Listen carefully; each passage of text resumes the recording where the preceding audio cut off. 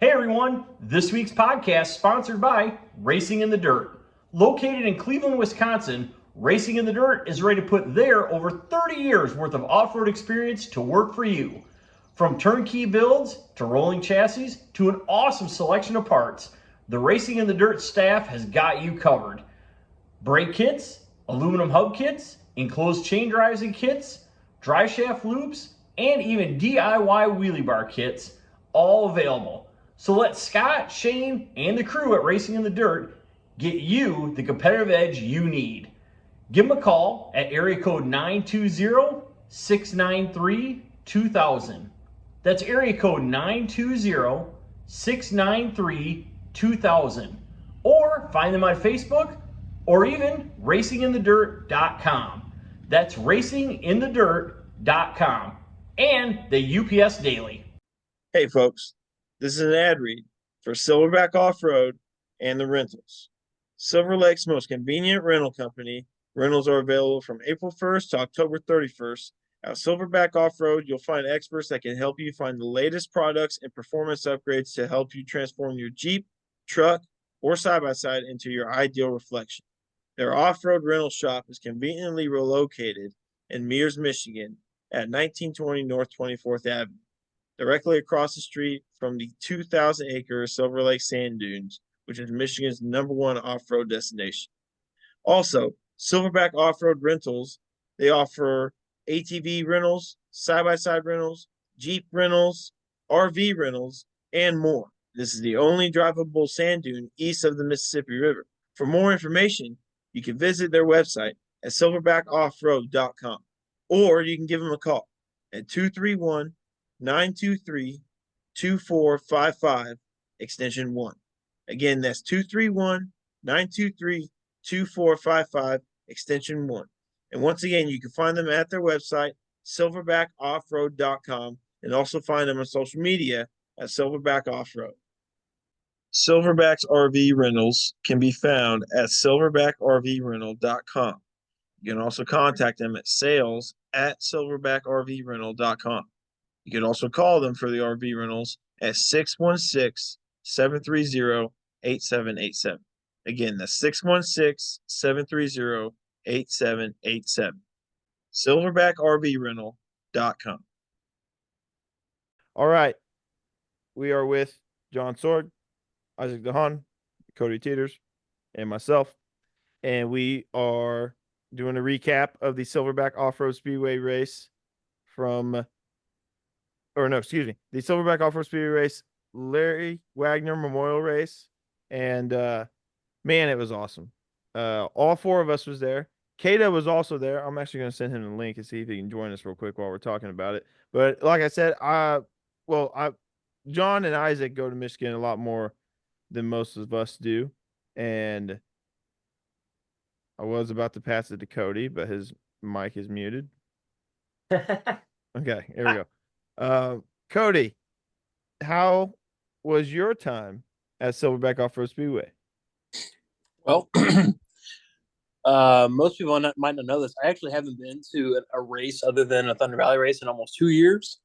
So it was really cool to get back out there, Michigan, formerly West Michigan Sand Dragway, now Silverback Offroad Speedway. It's one of my favorite tracks. The views that you can get, the little valley that it has going on where the track goes down in the middle. You got 2 hills on each side. Love that. Always love that. But they talk about Southern hospitality. Then you start talking a little bit more about Northern hospitality, because people I've never even met, they just, through Billy know who I am. And, they just, hey, you need a bottle of water. Hey, you need, a ride. Hey, this, hey, that. Just little things, but from so many people. So that's always awesome. The racing is always great. The new owners do an awesome job, getting people there, getting the race done, and no downtime for unnecessary reasons. Overall, really good time.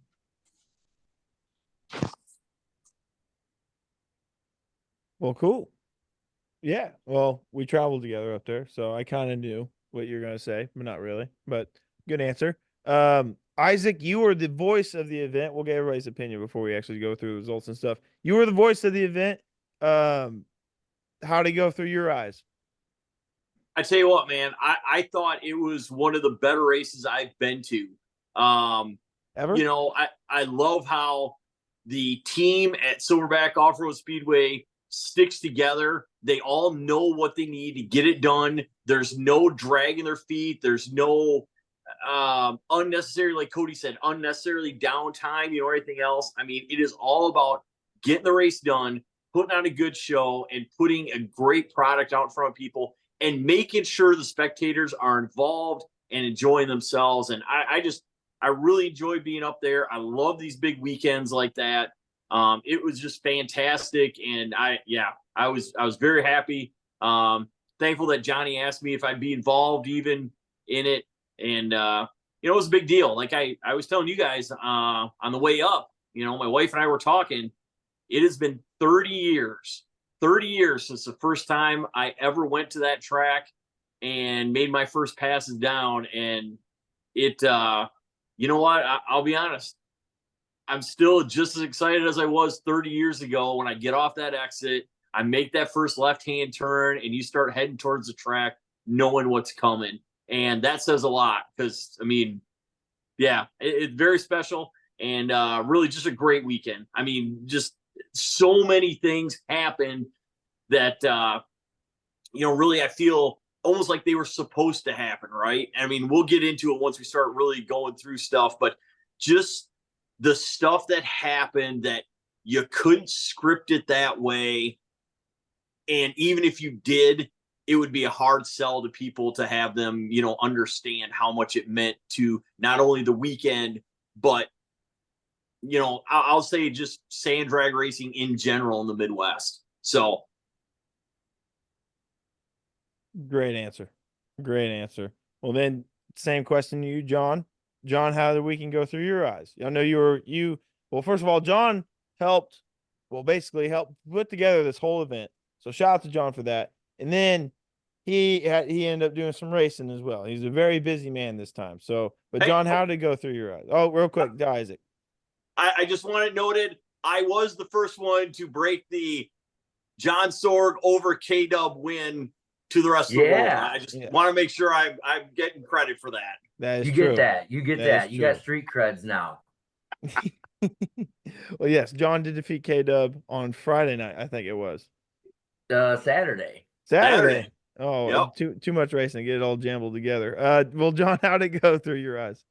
You know, I had an awesome time. It was busy for me. I was running around like a chicken with my head cut off, but it was mainly to make sure that everybody was entertained, having fun, and just filling any gaps that anybody said needed to be done or anything necessary, you know, just to help you guys or Isaac or whatever, wherever I could lend a hand, you know, and from all the eyes and perspectives I got to look around, I seen a lot of people having fun. That was really cool.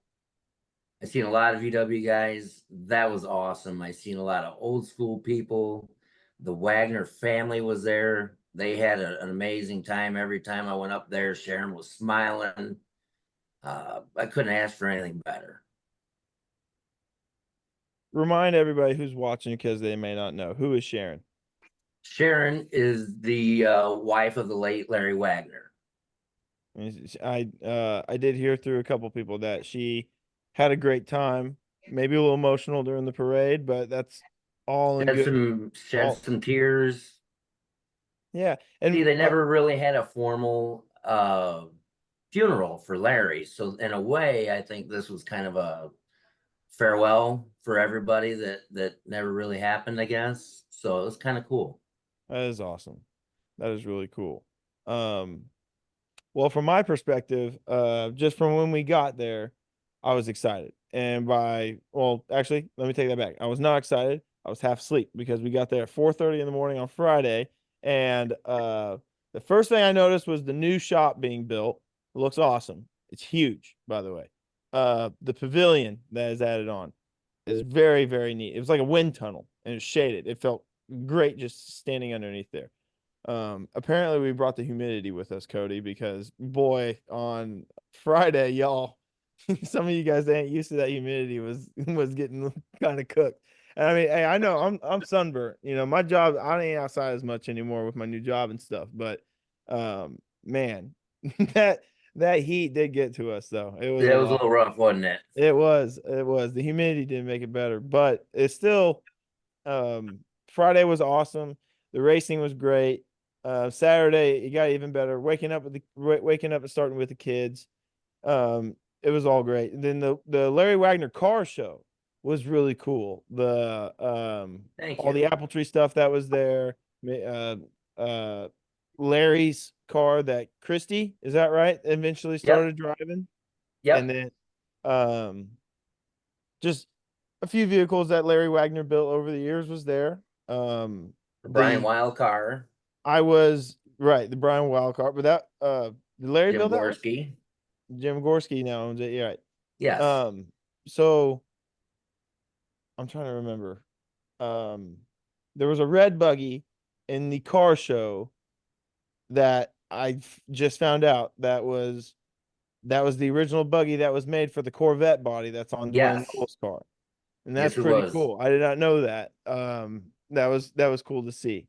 And then Yes. you had Bruce Hartung's dragster in it with Yep. the Apple Tree car with the turbocharged Turbo tire. Volkswagen. Yep. And then Good we got Vibrations buggy. Good Vibrations. That one was cool. And then some old school dune buggies as well. I tracked that guy down on the dunes. I was out on the dunes over 4th of July when we were out with Blake Cole and all them, and I seen that buggy out there. So I pulled over and started talking to him, asked him if he wanted to show. That's awesome. The Good Vibrations one? Yeah. That's awesome. I remember seeing it when I was a kid, so that's how I was able to kick off the conversation. And luckily, he remembered who my dad was and everything. So. Oh, well, there you go. Yeah. Well, shout out to that guy. Yeah. John, is the guy with that Good Vibrations buggy the same one with that black dragster? No, Bruce Hartung had the black dragster. Yeah. No, not Bruce's car. The other one that was in the 4-cylinder shootout. No, he didn't. No. Nope. Not same dude? Nope. Okay. That's Dennis Magna, I think you're talking about. Yeah. It could be. Yeah. That car's awesome. But anyway, before we get lost on cars and stuff, I did want to say the Larry Wagner tribute, the stuff they had set out for him with the pictures, his old racing helmets, and the TV showing a bunch of racing pictures and clips of him and stuff. It was awesome. And you can see all that in WSDN TV episode, by the way. That's going to come out hopefully this week, maybe next week. I don't know. I'm busy this week. But that was really cool to see. Just like, I think it's really cool about our sport. Like, so they keep the history and they hold on to these pictures and all this stuff, and how we get to see it, after he's gone. Like, it sucks that he's gone, but in a way it's really special to see this stuff right in front of you, knowing that, like, wow, he kept on all this stuff. They kept on all this stuff, and just see everything he had a hand in building and racing. It's really kind of mind blowing. And it was awesome. Just like taking a minute to just take it all in. And it was fantastic. It was great to see all that. And you guys did a really great job with the race and the show. It brings back all the feels of why you fall in love with sand drag racing. It was really cool to see all that again. Thanks. I do want to say something. Yeah. Shout out. I told him this in person. Shout out to Isaac. He was so thorough on his announcing. I did not have to say anything during the live streams, like hardly at all. I know that was nice, wasn't it? It was. I was just a cameraman. Like, and he even got a comment in one of the posts. It was like, "It's a great voice." Oh, everybody I talked to was like, "Man, the announcer you guys got is amazing." I mean, he keeps track of everything, keeps us informed. We know what's going on and entertained. And I was like, that's why we hire the best. Yeah, and it's really funny whenever you hear Isaac just like picking on people too. Like, he'll just look out the window and be like, "Oh, hey, Dave, you know how to tune a nitrous car, huh?" Just stuff like that. And it's just really funny how he messes with people. It's really awesome. You do a great job, Isaac. You really do. Yes.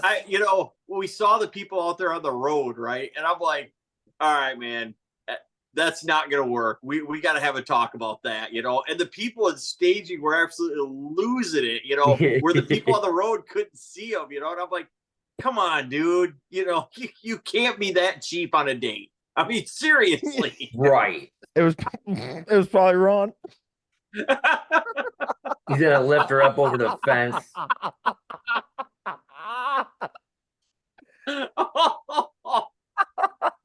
God damn it. So John, bad. did you hear what I said, John? No, I'd prefer not to. I no. I said it was probably Ron.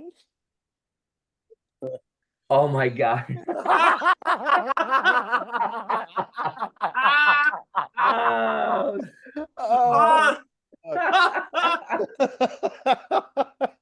oh shit. Oh man. If you know, you know. I'm leaving that in. I Oh, don't give shit. a- Oh, yeah, I don't care. That was funny. Oh god damn it. Oh my word. Oh, Okay. Anyway, let's get to these results, man. I'll have to hold on. One more thing. I think my Okay. favorite thing that I heard Isaac say over the weekend was that his kid's going to get a Christmas tree for Christmas. Yeah, but did you see the payback I got for that deal? So I do that Friday night, right? And what happens first pass out of the box Saturday morning? He runs quicker than I've ever been in my own car. How do you like that, old man? yeah. Eat What's the those new- words. What's the new Buttercup. What's the new quickest pass in that car now, Isaac? 429 with a 2. So Ooh, 429 Nice. with a 2. All right. Well, I have faith that hold on. I'm biting my tongue on that one, but I have faith that you can better it one day.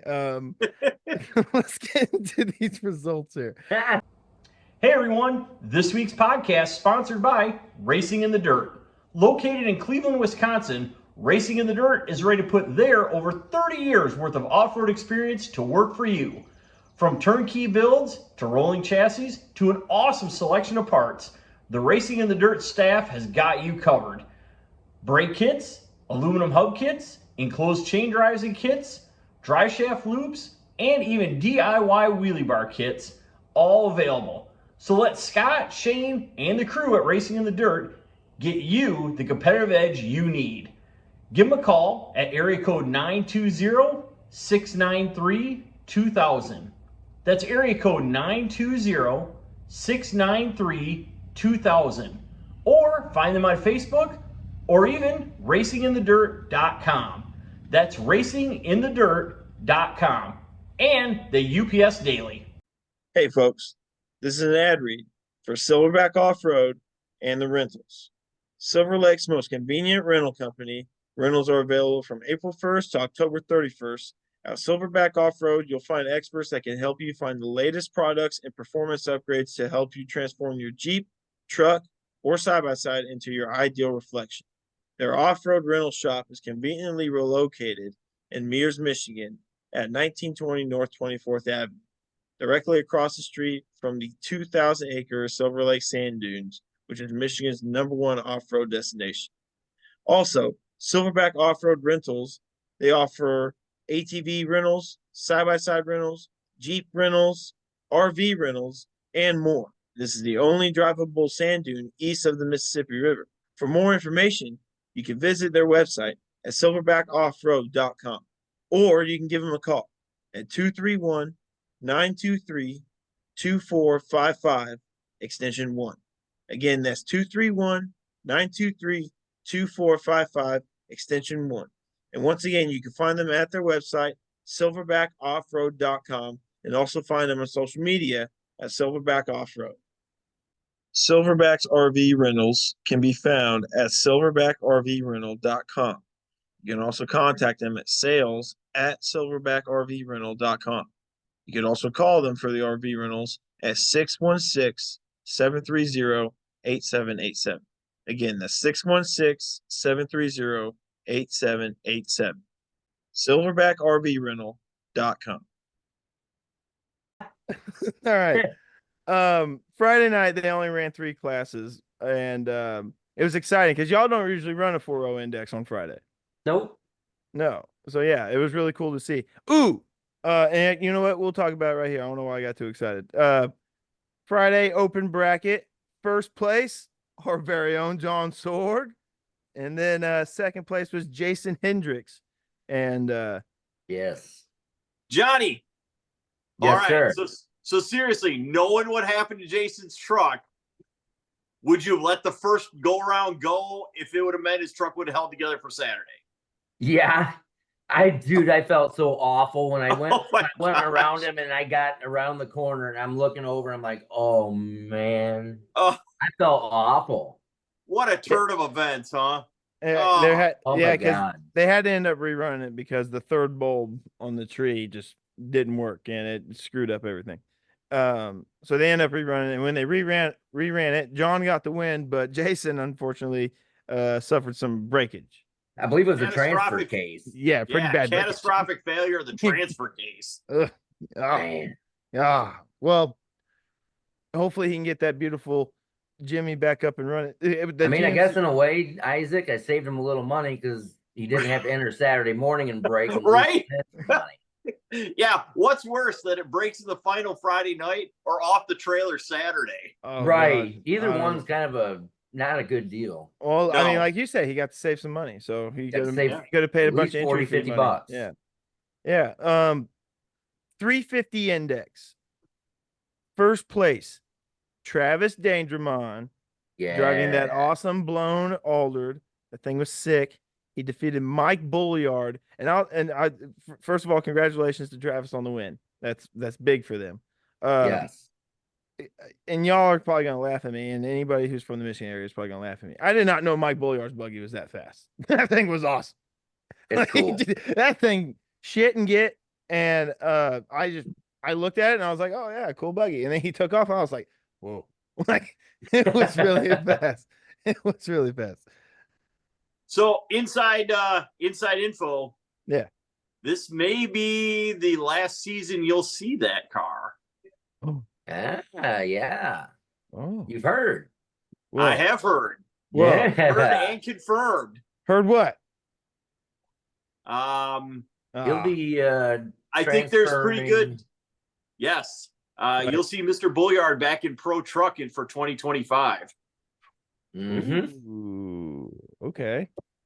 Sneaky news. I like it. Yes. I like it. That's our job, right? Yeah, exactly. That is our job. That is correct, Isaac. And yeah, This so is the news, not the repeats. Mike Bulliard gets second place, and as we just heard, is returned to pro truck in 2025. So that's awesome. But Travis getting the win in 350 class, the 4.0 index.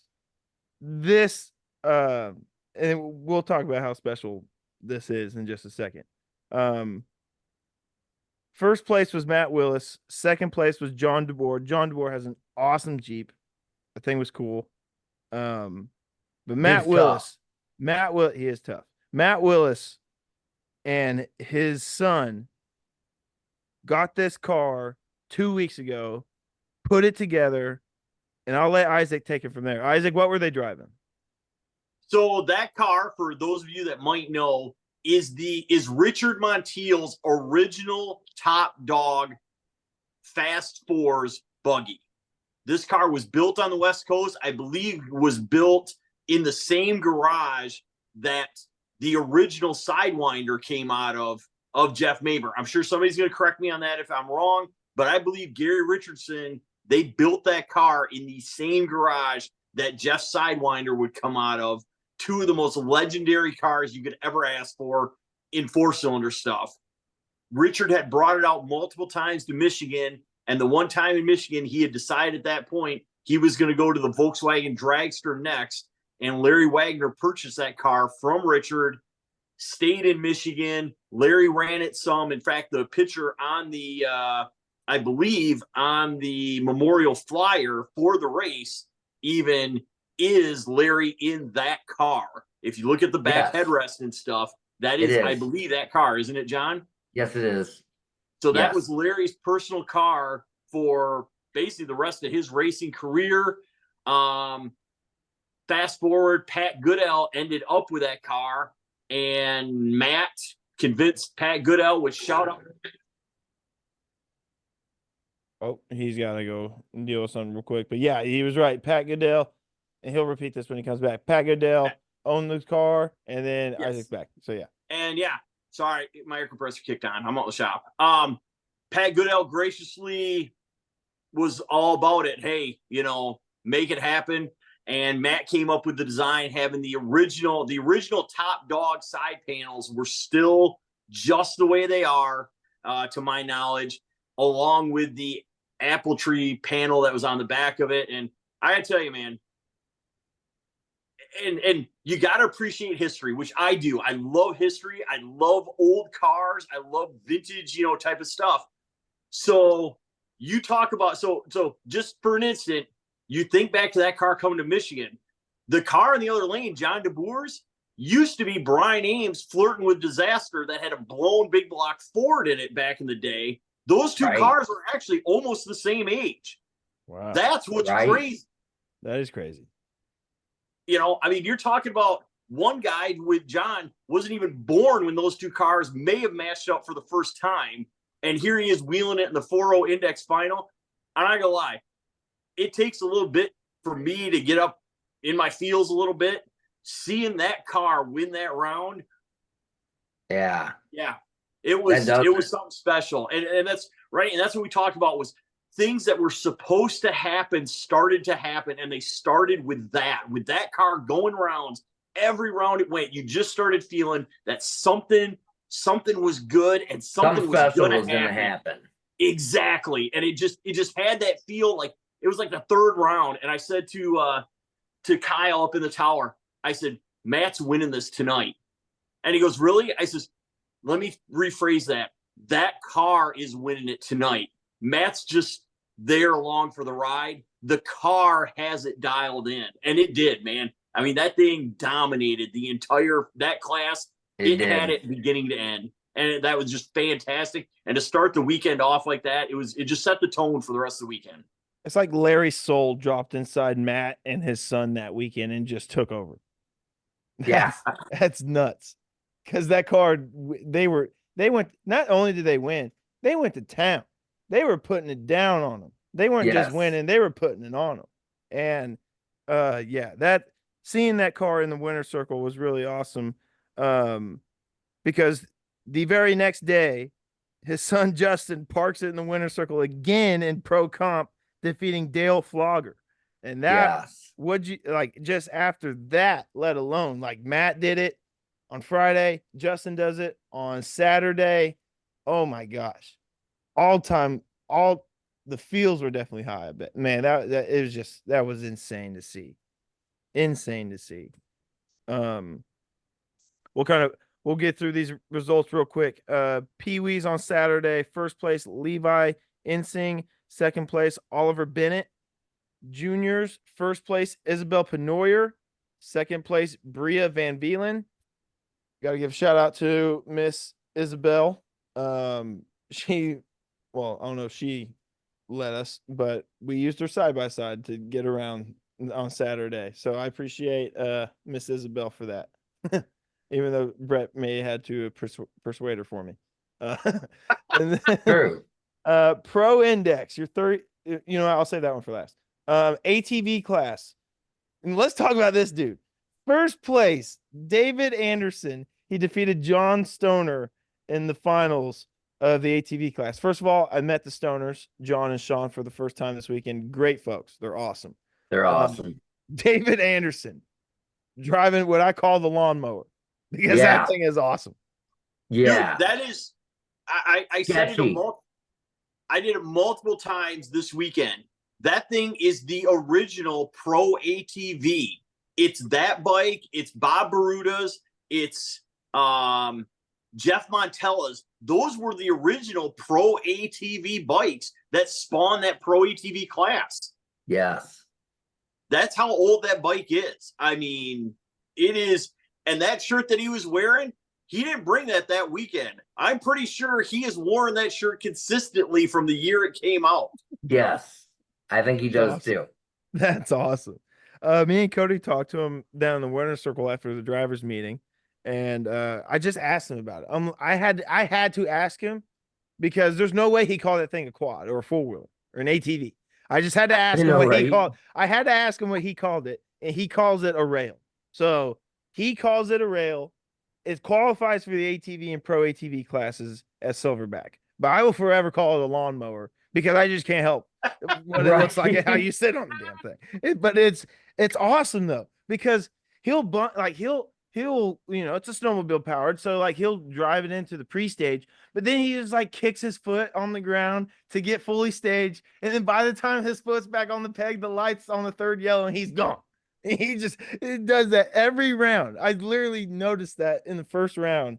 I didn't You see think it his during foot's time not trial. coming up fast enough and it's gonna For get real caught, though. For real though. know? He might take off with his foot not even on the peg. I don't know. Right. It's some motivation. It's really cool to see David Anderson on the lawnmower. That's what I'm calling it. The lawnmower, getting it done. Oh man. And as I said, pro comp, Justin Willis parking that Richard Montiel buggy in the winner's circle again, gets the win over Dale Flogger. Open modified, first place. Well, I'll let I'll let Isaac say it the way he got permission to say it. Who won the open modified class, Isaac? Who did win the open modified class? Now I gotta think. You got permission from his wife to call him a specific nickname. Oh, cute Brian. Cute Brian. Oh my lord. Yeah, Poor cute Brian. Cute Brian McWethy got the win in cute open Brian. modified. Yeah. And then he defeated Dan Nine Ice. Shout out to Dan Nine Ice for making it the furthest on a side by side and winning an extra $100. Yeah, from Southern Power from Sports. Southern Drag Power Racing. Sports. Yeah. I'm gonna be honest. I did not want Dan to go that far. I wanted Johnny Blaze in the final. Cute Brian versus Johnny Blaze. That would have been that. It would have been it. All over. Just done. It would have had 800 million. It would have had 800 million views on every platform, and it just would have been. It's what the sport our final. It's the final our sport needed. Is what it was. It was Johnny Blaze versus Cute Brian. Oh shoot! Third place. First, we gotta give a shout out to this lady, Olivia Flogger, getting third place in open modified, and she was riding like a stock Polaris the whole time. Yeah, Dialed a 750 and got it done. And I don't think she's ever raced an adult class before. Not that I know of. Really? I believe that's what she said. I was talking to her afterwards. She said she had never run an adult class because she just turned either 15 or 16 this summer. It's in her blood. Yeah. It's in her blood. Isn't that crazy? That is crazy. Cody actually said something about that. Cody, did you want to say something about that bike, the stock bike? I don't even think he's here. His mic's muted. There he is. Did I what now? The Olivia Flog. What are you doing? No matter. What? Olivia Flogger, the stock ATV and open modified. Oh, I thought it was great. That's all. I remember Isaac saying semifinals, and I seen that little Polaris pull up. I was like, "What? All right, hell yeah!" Yeah, like I said, she dialed like a 750 to Brian's like 4.0 probably. It was nuts. It was awesome. We had to give that shout out to Dan Nine Ice just because he went from running. He can run from 2.8s to 6.8s and get it done. That's right. Dan can get it done no matter how fast he's going. Yeah. Shout out to Dan. You look good, by the way. You look good, Dan. Cutie Dan. Pro ATV. First place, Wyatt Dunlap on that awesome custom four-wheeler thing that's 20 years old that I just got educated on. It's really awesome. Powered by 1981, what do you say? K1000? Is that right? Does that sound right? Okay. But they boarded out to like a 14 something. I can't remember. But it's really cool. And that he'd be flying on that thing. Second place was Tyler Coker in the Apple Tree Automotive Mini Buggy. And in the comp class, getting it done once again, first place, John Sorg. Attaboy, John. That helped your points lead a lot. He defeated Mitchell Ecker in the finals, and then getting third place was Zora Waters Peters. So shout out to Mitchell and shout out to Zora for placing on the podium in comp. We got 4 more classes to go through here. We got Pro Truck. First place, the GOAT, Tom Hartman Sr. He defeated Dave Kramer in the finals. And those are a couple OGs, Isaac. Yeah. Telling you, man, that's a final that could have happened 20 years ago right there. And those trucks look the same as they did 20 years ago, right? You ain't kidding. That's true. I remember going to see Dave Kramer's at Cavalcade of Wheels or Yeah. what it was down in Grand Rapids. Yep. That's really freaking cool. That is really freaking cool. So just FYI too, on that final, Kramer fell off to like a 69. Looking at that truck, at that Jeep, when it came out of the hole, I believe the track was going away a little bit. If you looked at it, that thing went straight down and the front end went straight up at the hit instead of really going forward nice. He said it hit back to the bar harder than it had all day. And he felt that it just, that's what knocked the ET off for him because it was on a heck of a pass. Yeah. Well, there was one pass he was heading right towards the center on his bike run, I think. And that was crazy because he almost got up on 2 wheels sideways, but he knows what he's doing. And he saved it. So shout out to Tom Hartman for winning Pro Truck, Dave Kramer getting second. And then in the Pro Index class, your 325 Index, you had John McCall getting the win in that Turbo LS buggy. He defeated Mike Goodale. Mike was in his dragster buggy thing. We'll call it a buggy for now. And his Hayabusa turbocharged powered buggy, JWI built. That was a really cool final to see. I was rooting for Mike. I'm not gonna lie, I was rooting for Mike, but that it's hard to beat that Turbo LS buggy went on. I think he pulled it off on a hole shot if I remember. Yes. 330 to a 328. Yeah, yeah. I think you're right. Yeah. So shout out to John McCall. Hey everyone, this week's podcast sponsored by Racing in the Dirt. Located in Cleveland, Wisconsin, Racing in the Dirt is ready to put their over 30 years worth of off-road experience to work for you. From turnkey builds to rolling chassis to an awesome selection of parts, the Racing in the Dirt staff has got you covered. Brake kits, aluminum hub kits, enclosed chain drives and kits, drive shaft loops, and even DIY wheelie bar kits, all available. So let Scott, Shane, and the crew at Racing in the Dirt get you the competitive edge you need. Give them a call at area code 920-693-2000. That's area code 920-693-2000. Or find them on Facebook or even racinginthedirt.com. That's racinginthedirt.com. And the UPS Daily. Hey folks, this is an ad read for Silverback Offroad and the rentals. Silver Lake's most convenient rental company. Rentals are available from April 1st to October 31st. At Silverback Offroad, you'll find experts that can help you find the latest products and performance upgrades to help you transform your Jeep, truck, or side-by-side into your ideal reflection. Their off-road rental shop is conveniently located in Mears, Michigan at 1920 North 24th Avenue, directly across the street from the 2,000-acre Silver Lake Sand Dunes, which is Michigan's #1 off-road destination. Also, Silverback Offroad Rentals, they offer ATV rentals, side-by-side rentals, Jeep rentals, RV rentals, and more. This is the only drivable sand dune east of the Mississippi River. For more information, you can visit their website at silverbackoffroad.com, or you can give them a call at 231-923-2455, extension 1. Again, that's 231-923-2455, extension 1. And once again, you can find them at their website, silverbackoffroad.com, and also find them on social media at Silverback Offroad. Silverback's RV rentals can be found at silverbackrvrental.com. You can also contact them at sales@silverbackrvrental.com. You can also call them for the RV rentals at 616-730-8787. Again, that's 616-730-8787. silverbackrvrental.com. And then Top Eliminator. This is when we may have a big conversation here again. Top Eliminator. I'll start from second place this time. Second place, Jim Lancourt, and I'll give a shout out to Jim Lancourt. Ran his fastest pass ever in sand, and even fastest pass ever at Silverback. He ran 3:03, and that's his fastest pass at Silverback.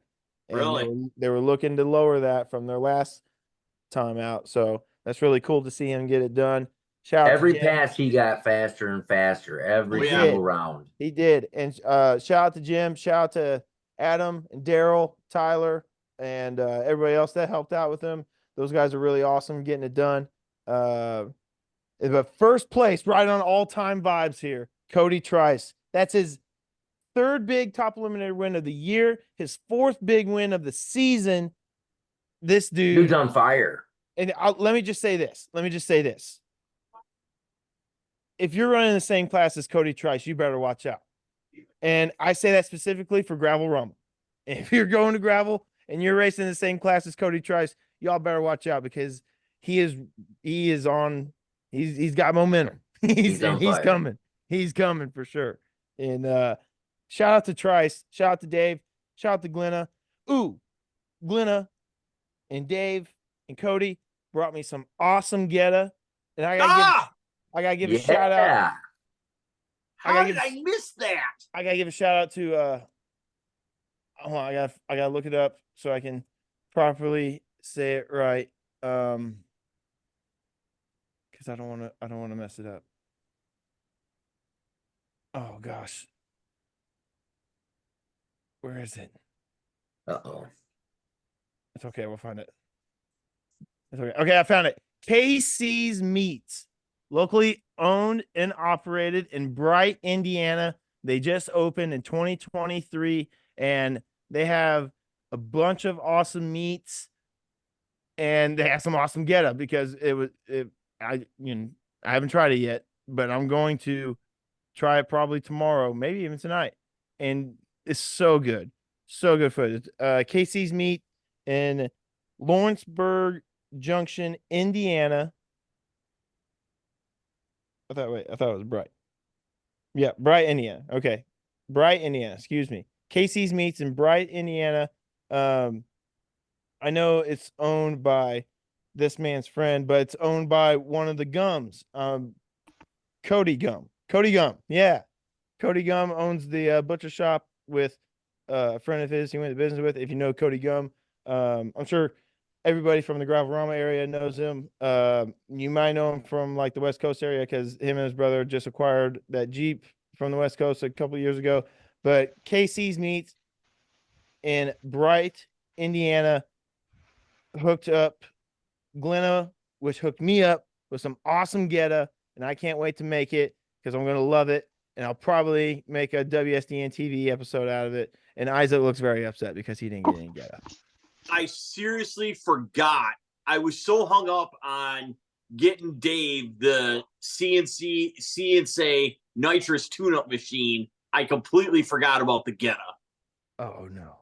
Dang it. Hey, that being said, I heard they're coming back for the Pro Truck finale. Cody Trice, help a brother out here a little bit. There you go. Okay? You got to hook up Isaac now. All right. And come on. Just fill your freezer up and bring it to Michigan and disperse it when you get there. We'll take care of it. Yeah. See, there you go. Problem solved. And if you don't know where to get those meats from, like I said, KC's Meats in Bright, Indiana. Who knows? I could get more when I go to the Brookville for the Outlaw finale. That'd be sweet. Ooh. It's quite likely. Nice. Yeah. There's a store right across the street that sells it, Billy. You can literally walk there. Well, maybe I want to get it from KC's Meat. Maybe. Yeah.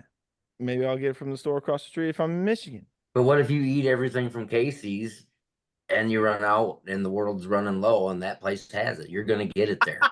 The world's running low. I'll make sure I get enough to survive for the rest of the time then. It's fine. It's fine. I'll trade them WSDN stickers and shirts for it. That's all good. Oh, we're golden. Yeah. All right. Hey, so let's talk about the top eliminator semifinals though. Okay.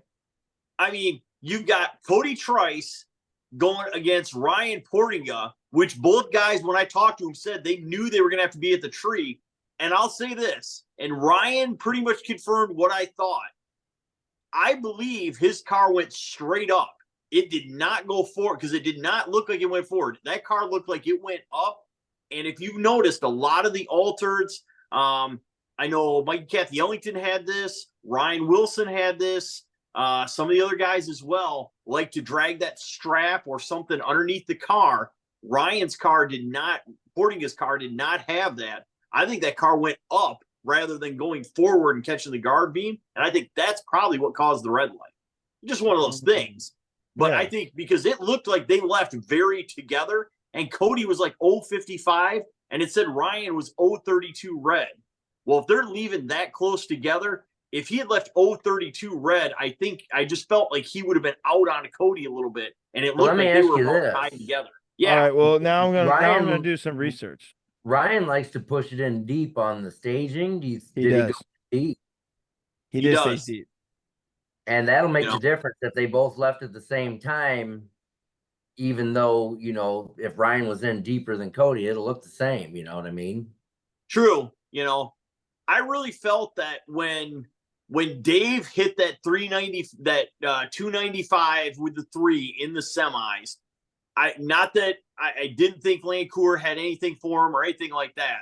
But he was really on. felt exactly. I felt with that pass, once Dave had that tune-up in his back pocket, that Yeah. final was done Yeah. at that point in time. I really felt that because, you know, I just, yeah, you know, once you find it, it's easier to replicate. And I felt Yes. like Lancours were creeping up on it. And I think they were like 1 or 2 passes behind almost. Yes. You know what I'm saying? Exactly. Well, I was about to say something like that because yes, the Trices found the money tune before the Rose and Lancour did, but whenever Adam Rowe is tuning your Volkswagen, you can never count him out because that dude, Adam's a killer.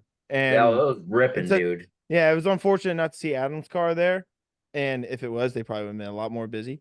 But the fact that Jim, Jim set some goals and they got their goals, but I will never ever count out the Rose or Lancour as long as they're still in it. I will never count them out. So whenever they pulled up to the line for that final, I was literally in my thought when that first pre-stage light came on was, this is anybody's game. I know that Trice was on it the round before, but I've seen Lancour drive the rails off that thing and run a 298 in Missouri. So Yes. like I'm just sitting there thinking in my mind, like anything could happen right here. That thing was just flying, man. It was just impressive to see him on that drier track of the day, you know, and run off a 303. Yeah. And then in that semifinal, the Trices actually lost a paddle on one of their tires. And then they didn't lose it. They're going to lose it. So Dave just cut it off and they ran the finals without it. And maybe that paddle was the difference between a 295 and a 297. Who knows? Because that's exactly what he ran in the final, was a 297 to Jim's 303. And but Jim went red. I didn't know Jim went red until today when I was rewatching the video, actually. It was really funny. no kidding. Yeah, I didn't know he went red until I rewatched it. I had to laugh because go ahead. Jimmy Lancourt said when I was talking to him before the race, because Daryl couldn't get the parts to fix his rear end in time, and he says, "Man, I got a shot at going to the finals." He says, "Every time I got to meet him in the semis, and he takes me out." So he was pretty excited. Yeah. Well, shout out to Jim. Shout out to Cody Trice. All-time vibes. If you're racing against him at Gravel-Rama, you better have your A game. Yeah, look out. But the biggest class that probably we were all looking forward to from this weekend, and the way it ended was very interesting as well. The Larry Wagner tribute class, the 4-cylinder bracket class, the way it ended, and I don't even know how to explain it, so I'll let Isaac do it. Isaac, how did this class end? So to understand how the class ended, you actually have to go back to how the class began.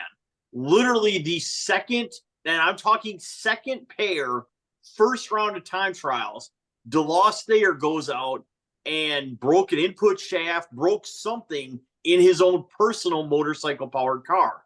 That also happens to be Chad Coker's father-in-law. So they double entered the car, okay? Completely legal, it's okay, and everything else. They get down to the semis, and I don't remember who had did they both have to race the semis? They were both, they were all in the semis, and yes, they both had to race somebody, Yep. and they both won. Yes.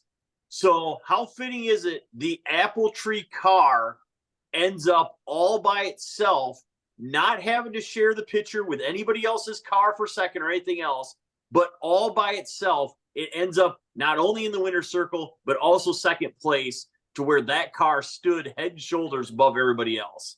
That was pretty sweet. You That is can't pretty script insane. it out better than that. It was fantastic.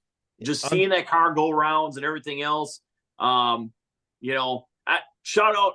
This is just my personal, but watching my kid getting the chance to stage up against a car that was built when he wasn't even born, in Mamer's old Sidewinder car, now owned by Scott Stanek. That was really cool for me. I'll be honest. I was like, that is awesome, because I remember seeing that car when I was younger, first getting into racing, seeing that car on track, and now seeing my son staging up next to it. Man, that was fantastic. That is really awesome. That is really awesome. And you were talking about earlier how the Richard Montiel buggy and the Mamer car came out of the same shop, and then they were both at the track that weekend, this past weekend. That's crazy. Yeah. That is crazy. But yeah, so Chad Coker and how do you say it? I'm gonna mess it up. DeLoss Thaler, right? Yep. DeLoss Thaler and Chad Coker doubled entered, and well, they basically both took the win because they both made it to the final. And I mean, Chad did take a victory lap down the track, but I think that's just because it would be right for Chad to do it, right? If one of them had to make a pass down the track, it had to be Chad, because Chad, for everybody who doesn't know, Chad Coker is the man who runs Apple Tree Auto now. And how long's Chad been running it? Somebody educate me. Oh, since 2005, basically, I think. It was Larry and then Chad, right? Right. Yes. There was a partner in with Chad at the time, and then Chad became sole owner approximately 5-8 years later. Okay. Yep. Well, and Chad worked for Larry while he was still in high school yet, right, John? High school and college, yes. Yeah. Yep. And then I'm glad you guys said that, because they had that fundraiser for the college fund over the weekend. Heck yeah. It made like a couple $1,000. Something like that. Yeah. Yeah. He said the deposit was just over $2,000, I believe. Wow. Yeah. Well, that's definitely going to help some kid go to college and learn the trade of skilled trades. Yeah. Yeah, exactly. Yep. And but hey, cool. So let's talk about that for a second too. Sure. Right.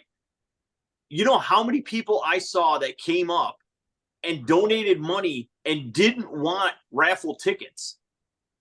Yeah. I personally saw 3 guys come up, and every single one of them was $50 and didn't want any raffle tickets, but they wanted to donate to the scholarship because they felt it was important for that. And then who wins the 50-50? Kathy Roth. You do not get any OG track mom more than Kathy Roth. Kathy Roth, Sean Ross' mom, Stan Ross' wife. Am I right, Johnny? Wow. I mean, yes. Kathy Roth is the OG track mom. Yes. That's awesome. That is really awesome. You literally, again, you can't script it. It just was the right thing to happen. And for her to come up and she's like, I'm going to donate it back because it was important. That's cool. What do you say, right? I mean, that is just fantastic. I heard that the winner donated it back to the pot. I didn't know if that was true. I was going to say it, but I didn't know. But that's really awesome. And I actually heard him whenever you read off the winning numbers, and then I hear Rick Ainsing's wife. I can't remember her name, and I'm sorry. Phyllis. Thank you, yeah. Phyllis Ainsing. I hear behind us say, "You won," and I turn around, and it was Kathy. It was Kathy Roth. Oh, wow. Yeah. So I was like, oh, wow. Isaac read it off, and 30 seconds later, the winner's right behind me. Like, it was crazy. Dude, that 4-cylinder class, you got to talk about those. Mike Adele going out running what? He ran another 3.2 in that class? He ran 328 with a 3. Oh, an 8. Okay. I thought it was for low ET. I'm like, whoa. Yep. Yeah. 328 low ET. I mean, are we surprised? It's Mike Goodell. Yeah, no kidding.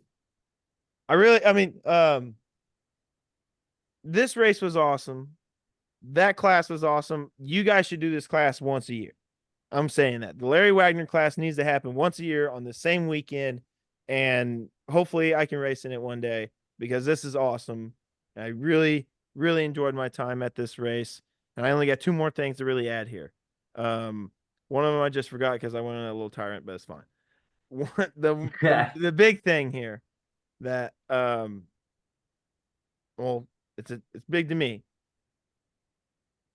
I messaged Pat Goodell 2 weeks before this race, and I said, "You better be at that Larry Wagner race because we're going to bet some money on these races." And that's exactly what we did. And I just want to let it be known that I beat Pat Goodell in betting. You took his money. I did. I won. We keep a tally, and sometimes we lose track of the tally, but it's okay. But we took a tally, and I ended up winning. And if we were betting thousands, I would have won $5,000. But I beat Pat. And I got him. I got Pat this weekend. He came in a truck. He's going home in a Beetle. Yeah. Yeah, but it was a fun time. Mark Irons and hopped in on it too. That was a great time. Dan did a little bit as well. And then this father and son, I think, in front of us noticed that we were doing it, and they started doing it for fun too. So it was a really fun time. I always enjoy it. And just so everybody knows, I'm not actually betting $1,000. I won $5 from Pat. So don't think I'm out here betting big money. We do $1 per race until we get to the finals. We bet 20, except I was too busy, so we didn't bet on the finals. But yeah, that was one of my reasons for going up to this race was going to bet with Pat Goodell on the races, because I always, since John, Pat, and Greg did it at one of the shake and bakes, and from that moment on, I just love doing that. That's one of the coolest things I love doing with Pat. Basically watching the first 2 full rounds of racing I did with Pat and Mike Goodell, and I really enjoy hanging out with those dudes because they are awesome. I learn a lot from them too, and they're funny. They are really funny. Shout out to Pat and Mike Goodell. You guys are great. But yeah, this race as a whole was just fantastic, and I can't wait to go back to Michigan. I hope the rest of the year at Silverback goes great. And go take a shower. I got what? And go take a shower. And go take a shower. So yeah, Bruce Hartung comes and gets his car from the car show, right? And so Pat gets up from his chair and he leans over the rail and he's like, "Hey, don't touch that. Quit touching that. You don't know what you're doing," and stuff like that. And Bruce is looking down busy. First thing he does, looks up at Pat and says, "Go take a shower."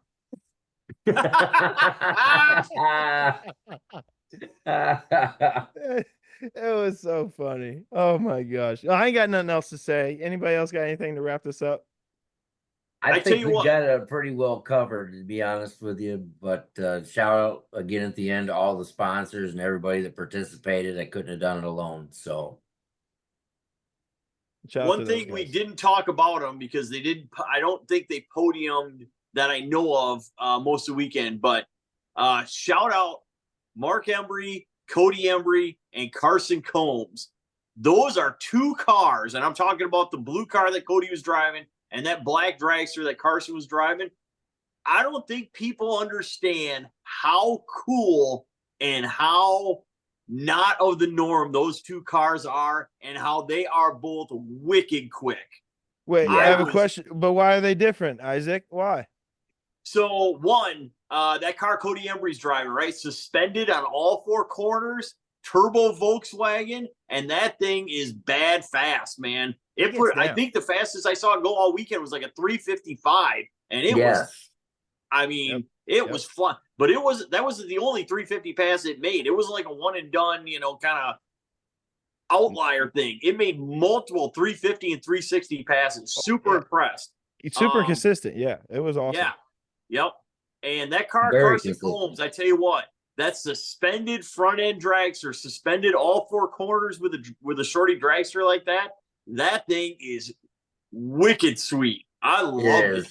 And I I tell you thought what, Carson had the one in the back, just like the one big one in yeah, the back. it's a mono shock in the back, but Okay. it's suspended in the front as well. There's suspension up Oh, there. it is. Right. Oh yeah.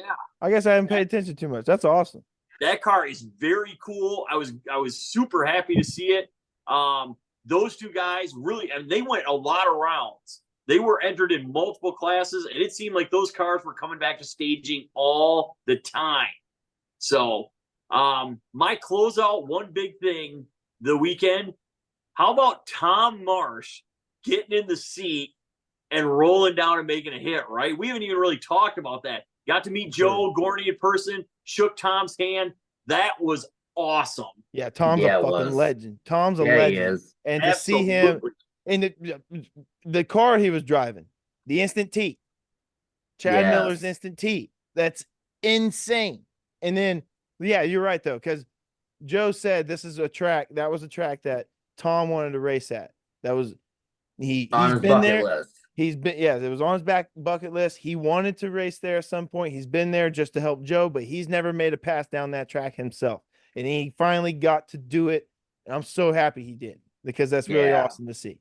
You could still the smile on his face coming up the return road, you would have thought that car just laid down like a 270. I mean, he was, and even Joe said, man, he is beyond happy right now. He goes, I don't know what's going to happen in the first round. He goes, but that qualifier made the whole trip worth it right there. I was so happy Sweet. for those guys. So That's That is- cool. That is really sweet. Cody, you got anything to wrap us up here? First thing, check out the interview with Tom Marsh.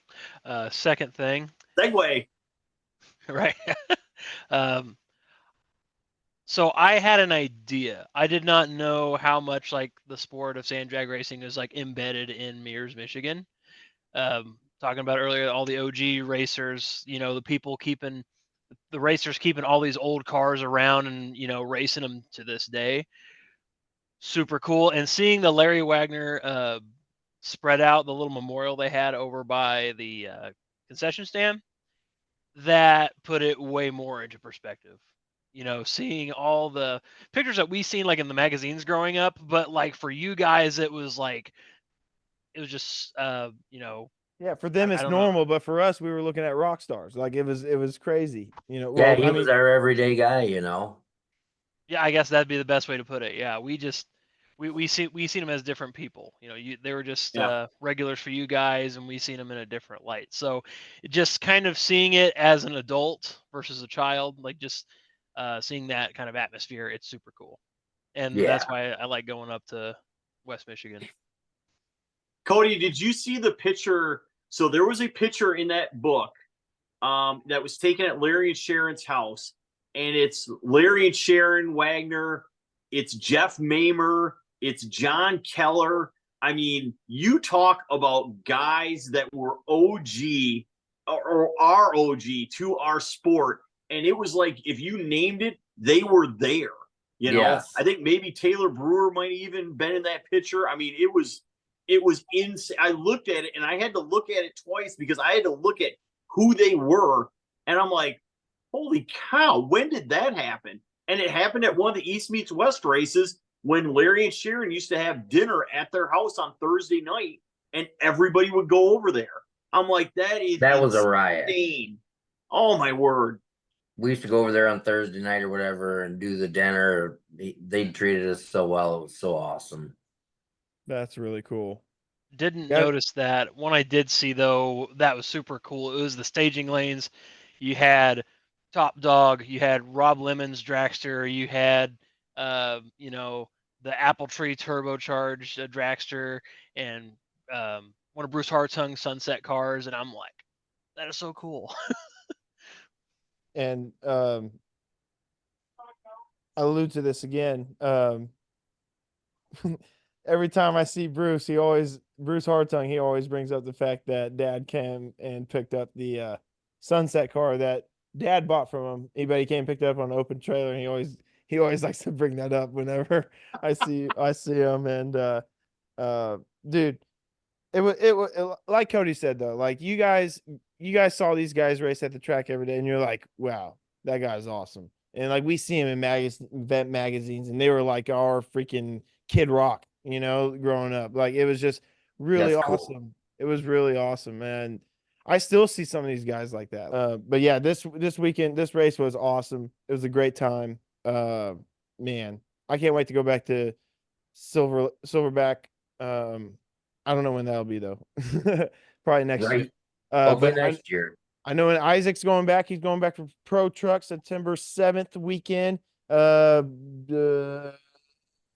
John's going back. I think they have a race in 2 weeks. 2 weeks. 2 weeks. So Silverback will be running again in 2 weeks, and then 4 weeks or 2 more weeks after that, I believe, will be the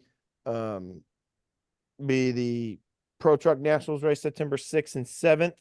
So get ready for us to talk about those as well. So yeah, this Larry Wagner Memorial Race was great time, and I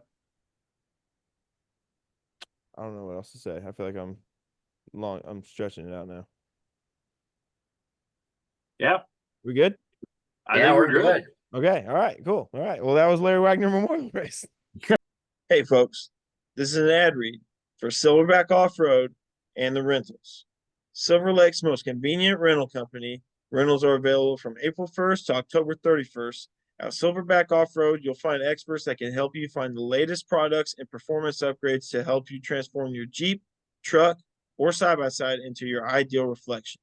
Their off-road rental shop is conveniently located in Mears, Michigan at 1920 North 24th Avenue, directly across the street from the 2,000-acre Silver Lake Sand Dunes, which is Michigan's #1 off-road destination.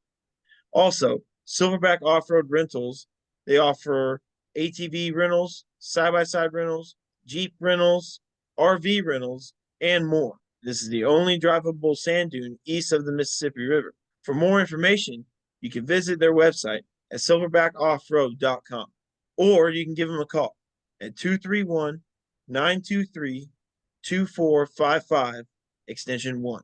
Again, that's 231-923-2455, extension 1. And once again, you can find them at their website, silverbackoffroad.com, and also find them on social media at Silverback Offroad. Silverback's RV rentals can be found at silverbackrvrental.com. You can also contact them at sales@silverbackrvrental.com. You can also call them for the RV rentals at 616-730-8787.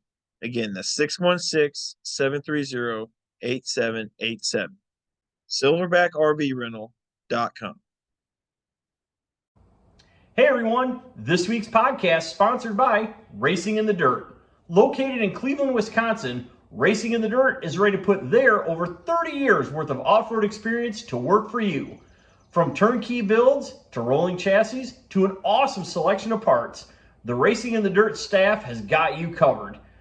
Brake kits, aluminum hub kits, enclosed chain drives and kits, drive shaft loops, and even DIY wheelie bar kits, all available. So let Scott, Shane, and the crew at Racing in the Dirt get you the competitive edge you need. Give them a call at area code 920-693-2000. That's area code 920-693-2000. Or find them on Facebook or even racinginthedirt.com. That's racinginthedirt.com and the UPS Daily.